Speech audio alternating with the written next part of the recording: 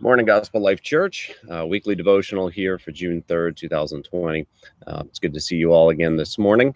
You will hear from other people. You're probably sick of hearing from me, but eventually you'll hear from the other elders as well, as they are going to be uploading some video devotionals on the weekly basis.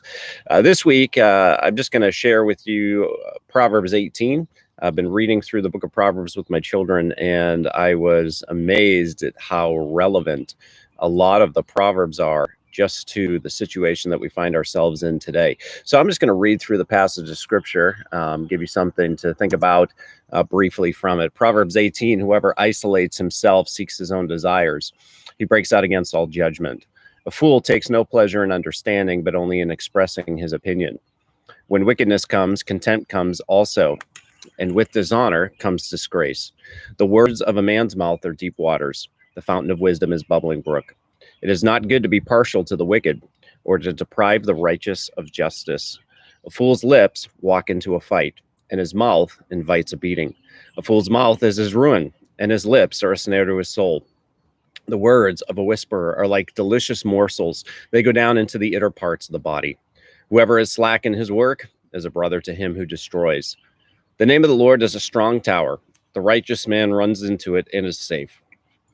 A rich man's wealth is his strong city, and like a high wall in his imagination. Before destruction, a man's heart is haughty, but humility comes before dishonor. But humility comes before honor. If one gives an answer before he hears, it is folly and shame. A man's spirit will endure sickness, but a crushed spirit who can bear? An intelligent heart acquires knowledge, and the ear of the wise seeks knowledge. A man's gift makes room for him and brings him before the great. The one who states his case first seems right until another comes along and examines him. The lot puts an end to quarrels and decides between powerful contenders. A brother offended is more unyielding than a strong city, and quarreling is like the bars of a castle. From the fruit of a man's mouth, his stomach is satisfied. He is satisfied by the yield of his lips. Death and life are in the power of the tongue, and those who love it eat its fruit. He who finds a wife finds a good thing and obtains favor from the Lord. The poor use entreaties, but the rich answers roughly. A man of many companions may come to ruin, but there is a friend who sticks closer than a brother. There's a lot of things in that Proverbs, that Proverb chapter 18, that are just so relevant to the situation we find ourselves in. But two in particular stuck out to me as I was reading that to my kids yesterday. The first is the power of the tongue. The first half of that proverb, that chapter, deals with what our tongue can do. And a lot of times in the situations that we're finding ourselves in right now, there's a lot of talking going on before we actually know things. And Solomon has a lot to say about that. The wisdom of first understanding something before we speak, searching something out, realizing that someone's opinion or maybe the news might appear a certain way at first, and then the truth comes out later. We're in a stage of information right now where we're really struggling to understand and who to trust and all these types of things. And so I would encourage you, maybe over the next couple of days, just pick up the book of Proverbs.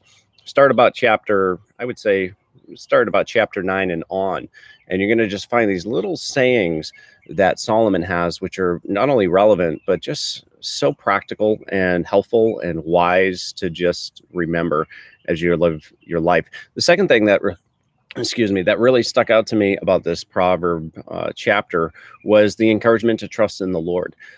He uses the illustration that for a rich man, he builds walls with his riches, and he calls it in his imagination. We try to secure ourselves. We try to put ourselves in a position where we can protect ourselves.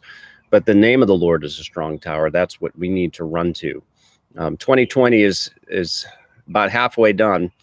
So I can only imagine what's coming next, but it's providing us the opportunity to trust in the name of the Lord rather than in these own walls that we create, these own safety nets that we think we have, and to really push us towards Christ. So just encourage you with those words. Spend some time reading Proverbs. It's just so practical and so helpful as we navigate such crazy times and difficult waters. I hope you have a wonderful day in the Lord. I'm looking forward to Sunday, getting back together, groups of 2 services. Maybe you'll start to like the early service. I don't know, 9 o'clock, 11. If you have a minute, sign up for those. That's just going to help us planning. I don't think we'll have any issues with capacity or anything like that. It just gives us a heads up. Hope you have a wonderful day in the Lord, and I'll see you on Sunday.